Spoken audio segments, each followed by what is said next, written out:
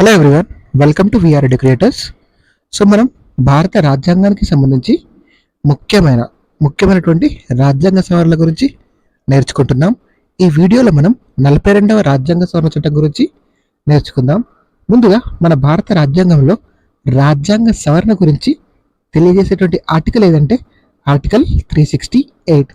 అదేవిధంగా భారత రాజ్యాంగంలో ఈ రాజ్యాంగ సవరణ గురించి ఏ భాగంలో ఉందంటే అది 20వ భాగంలో ఉంది. ఏ భాగంలో ఉందండి? 20వ భాగంలో ఉంది. ఆర్టికల్ వచ్చేసి ఆర్టికల్ 368, భాగం వచ్చేసి 20వ భాగం. సో మనం 42వ రాజ్యాంగ సవరణ చట్టం గురించి నేర్చుకుందాం. ఈ 42వ రాజ్యాంగ సవరణ చట్టం అనేది మనకి ఎగ్జామ్ పాయింట్ ఆఫ్ వ్యూలో చాలా చాలా ఇంపార్టెంట్. ఎందుకంటే ఈ 42వ రాజ్యాంగ సవరణ చట్టం ద్వారా చాలా సవరణలు జరిగాయి. అందులో మనం అతి ముఖ్యమైనటువంటి అంశాలు ఏవైతే మనకి ఎగ్జామ్ పాయింట్ ఆఫ్ వ్యూలో ఇంపార్టెంట్ ఉంటాయో సో ఆ అంశాలను మనం డెఫినెట్గా నేర్చుకోవాలి. సో 42వ రాజ్యాంగ సవరణ చట్టం ఏ సంవత్సరంలో చేశారండి? ఈ 42వ రాజ్యాంగ సవరణ చట్టాన్ని 1976 సంవత్సరంలో చేయడం జరిగింది. ఏ సంవత్సరం అండి? 1976. సో ఈ రాజ్యాంగ సవరణ చట్టం ద్వారా, ఈ 42వ రాజ్యాంగ సవరణ చట్టం ద్వారా రాజ్యాంగంలో దాదాపుగా ఎక్కువ అంశాలు, సో దాదాపుగా అన్ని అంశాలను సవరించడం జరిగింది. మనకి ప్రాథమిక హక్కులు కానీ, ప్రాథమిక విధులు కానీ, అదేవిధంగా ఆదేశిక సూత్రాలు కానీ, అదేవిధంగా ప్రవేశిక కానీ, ఇలా చాలా అంశాలను సవరించడం వల్ల ఈ 42వ రాజ్యాంగ సవరణ చట్టాన్ని మనం మినీ రాజ్యాంగంగా పేర్కొంటాం. ఏమంటామండి?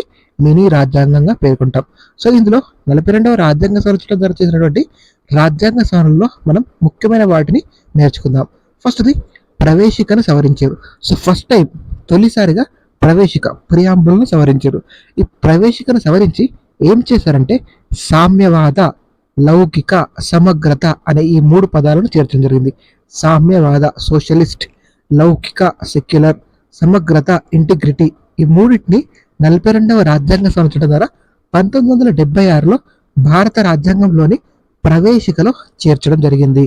సో మన ప్రవేశికని ఇప్పటి వరకు భారత రాజ్యాంగం అమల్లో వచ్చినప్పటి నుంచి ఇప్పటి వరకు కేవలం ఒకసారి సవరించారు. అది ఎప్పుడండి? 42వ రాజ్యాంగ సవరణ చట్టం 1976. ఓకేనా? 1976. సో ఇది మనకి నెంబర్ ఆఫ్ టైమ్స్ వచ్చిందండి ఎగ్జామ్లో, గుర్తుపెట్టుకునే ప్రయత్నం చేయండి. సామ్యవాద, లౌకిక, సమగ్రత అనే పదాలను చేర్చడం జరిగింది. నెక్స్ట్ ఆదేశిక సూత్రాలు, డైరెక్టివ్ ప్రిన్సిపల్స్గా స్టేట్ పాలసీ, డైరెక్టివ్ ప్రిన్సిపల్స్గా స్టేట్స్ పాలసీ. ఆదేశిక సూత్రాలలో నూతనంగా కొన్ని ఆర్టికల్స్ను చేర్చారు ఈ 42వ రాజ్యాంగ సవరణ చట్టం ద్వారా. అవేంటో చూద్దాం. Article 39A. ఏంటండి ఈ ఆర్టికల్ 39A? ఇది ఉచిత న్యాయ సలహా అందించడం గురించి తెలియజేస్తుంది. ఫ్రీ లీగల్ ఎయిడ్, ఉచిత న్యాయ సహాయం. సో ఉచిత న్యాయ సహాయం అందించడం అనేది ప్రభుత్వాల యొక్క బాధ్యత, ఆయా రాష్ట్రాల ప్రభుత్వాల యొక్క బాధ్యత. పౌరులకి ఉచిత న్యాయ సహాయం అందించడం, free legal aid. Next article 39F, బాలబాలికల అభివృద్ధికి తగినటువంటి అవకాశాలను కల్పించాలి. నెక్స్ట్ ఆర్టికల్ 43A, పారిశ్రామిక యజమాన్యాలలో కార్మికులు ఎవరైతే ఉంటారో వారికి భాగస్వామ్యం కల్పించాలి. అదేవిధంగా article 48A, very very important అండి, పర్యావరణం, అడవులు, వన్యప్రాణి సంరక్షణ అనేది ప్రభుత్వాల యొక్క విధి. ఎవరి విధి అండి? ప్రభుత్వాల యొక్క విధి. ఏ ఆర్టికల్? Article 48A.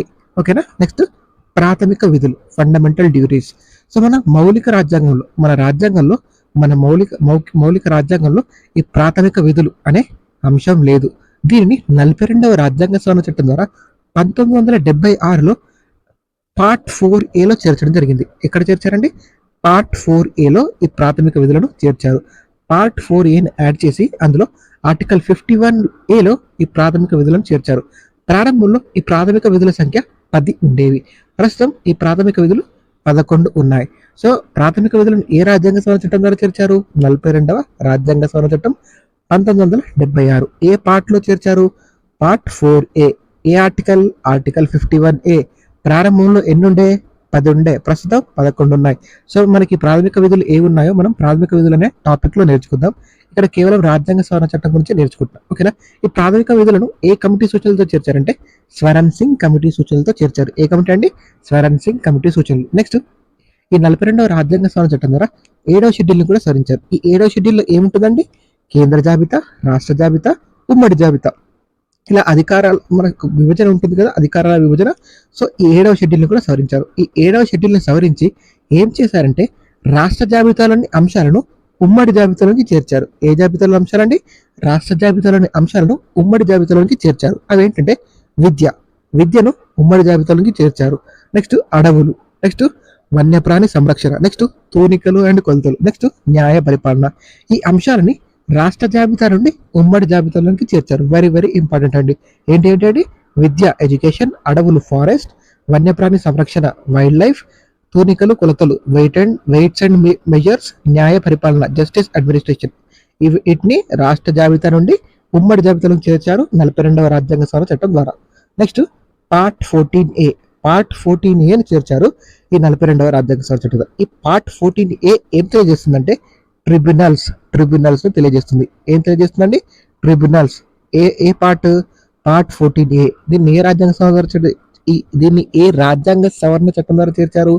42వ రాజ్యాంగ సవరణ చట్టం ద్వారా చేర్చారు. సో ఇందులో చేర్చిన ఆర్టికల్స్ వచ్చేసి ఆర్టికల్ 323A, ఆర్టికల్ 323B. ఈ ఆర్టికల్ 323A ఏం తెలియజేస్తుందంటే కేంద్ర పరిపాలన tribunals, central administration tribunals, cat అంటారు. నెక్స్ట్ ఆర్టికల్ 323B ఏం చేస్తుందంటే రాష్ట్రాల పరిపాలన ట్రిబ్యునల్స్ గురించి తెలుస్తుంది, స్టేట్ అడ్మినిస్ట్రేషన్ ట్రిబ్యునల్స్. సో ఏంటండి పార్ట్ 14Aలో ఏముంటాయి? ట్రిబ్యునల్స్ ఉంటాయి. దీన్ని ఏ రాజ్యాంగ సవరణ చట్టం ద్వారా చేశారు? 42వ రాజ్యాంగ సవరణ చట్టం 1976 ద్వారా చేర్చడం జరిగింది. ఆర్టికల్స్ ఏంటంటే article 323A, article 323B. 323A ఏంటి? Cat, central administration tribunal. 323B ఏంటి? రాష్ట్రాల పరిపాలన ట్రిబ్యునల్స్. నెక్స్ట్ సవరించినటువంటి ముఖ్యమైన అంశాలు, మిగిలిన ముఖ్యమైన అంశాలు చూద్దాం. ఆర్టికల్ 257A అనేది చేర్చారు. ఇదేంటే రాష్ట్రాల్లో శాంతి భద్రతలు దెబ్బతిన్నప్పుడు ఆ శాంతి భద్రతలను కాపాడేందుకు కేంద్రం తన బలగాలను పంపవచ్చు. దీన్ని ఏ రాజ్యాంగ సవరణ ద్వారా చేర్చారు? 42వ రాజ్యాంగ సవరణ చట్టం ద్వారా చేర్చడం జరిగింది. నెక్స్ట్ ఆర్టికల్ 352ను సవరించి జాతీయ అత్యవసర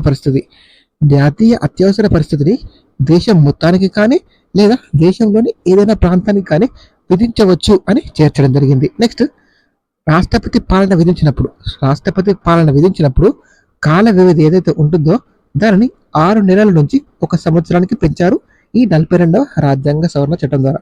సో చాలా చాలా ఇంపార్టెంట్ అండి, గుర్తుపెట్టుకోండి. రాష్ట్రంలో శాంతి భద్రతలు దెబ్బతిన్నప్పుడు కేంద్రం బలగాలను పంపవచ్చు. అదేవిధంగా జాతీయ అత్యవసర పరిస్థితి దేశం మొత్తానికి కానీ లేదా దేశంలోని ఏదైనా ప్రాంతానికి కానీ విధించవచ్చును. నెక్స్ట్ ప్రధానమంత్రి అండ్ మంత్రిమండలి ఇచ్చే సలహాలను రాష్ట్రపతి ఖచ్చితంగా పాటించాలి అని చేర్చారు. ఏదండి? ఆర్టికల్ 74(1)లో. నెక్స్ట్ ఆర్టికల్ 329A ప్రకారం లోక్సభ స్పీకర్కి అదేవిధంగా ప్రధానమంత్రికి కొన్ని ప్రత్యేక విచక్షణాధికారులు కల్పించడం జరిగింది. ఇక్కడ కేవలం లోక్సభ అని ఇచ్చారండి. లోక్సభ స్పీకర్కి ప్రధానమంత్రికి ప్రత్యేక విచక్షణాధికారులు కల్పించడం జరిగింది. అదేవిధంగా రాష్ట్రపతి తన ఆమోదం కోసం బిల్లును మొదటిసారి ఖచ్చితంగా ఆమోదించాలని ఈ 42వ రాజ్యాంగ సవరణ చట్టం 1976లో చేర్చారు. నెక్స్ట్ లోక్సభ రాష్ట్రాల కాల పరిమితిని 5 సంవత్సరాల నుండి 6 సంవత్సరాలకు పెంచారు. ఇది చాలా చాలా ఇంపార్టెంట్ అండి. లోక్సభ కాల పరిమితి ప్రస్తుతం 5 సంవత్సరాలు కదా. సో 5 సంవత్సరాల నుంచి 6 సంవత్సరాలకు ఏ రాజ్యాంగ సవరణ చట్టం ద్వారా పెంచారంటే 42వ రాజ్యాంగ సవరణ చట్టం ద్వారా పెంచారు. సో ఈ 42వ రాజ్యాంగ సవరణ చట్టం అనేది ఎగ్జామ్ పాయింట్ ఆఫ్ వ్యూలో చాలా చాలా ఇంపార్టెంట్ అండి. సో ఇక్కడ నేను అన్ని ఇంపార్టెంట్ పాయింట్స్ మీకు డిస్కస్ చేయడం జరిగింది. సో గుర్తుపెట్టుకునే ప్రయత్నం చేయండి. Thank you so much for watching. Please subscribe to VR educators. Thank you.